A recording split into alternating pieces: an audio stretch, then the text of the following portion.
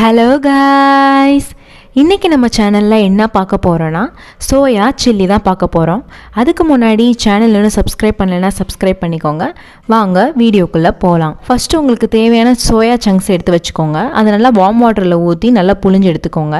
அதுக்கப்புறம் அதில் உப்பு, இஞ்சி பூண்டு விழுது, மிளகாய்த்தூள், கார்ன்ஃப்ளவர் இதெல்லாம் சேர்த்து நல்லா பெரட்டிக்கோங்க.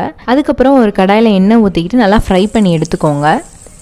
ஃப்ரை பண்ணி எடுத்து தனியாக வச்சுக்கோங்க சோயா சங்க்ஸை. அதுக்கப்புறம் அதே பேன்லேயே பூண்டு, வெங்காயம், உங்களுக்கு தேவையான வெஜிடபிள்ஸ் ஆட் பண்ணிக்கோங்க.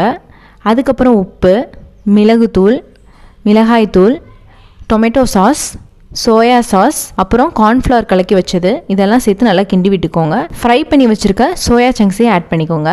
எல்லாத்தையும் சேர்த்து நல்லா கிண்டி விட்டுட்டு இறக்கிடுங்க. அவ்வளோதான், ரொம்பவே ஈஸியான சோயா சில்லி ரெடி ஆயிடுச்சு. இந்த ரெசிபி பிடிச்சிருந்தா லைக் பண்ணுங்கள், ஷேர் பண்ணுங்கள், கமெண்ட் பண்ணுங்கள். மறக்காமல் சேனலை சப்ஸ்கிரைப் பண்ணுங்கள்.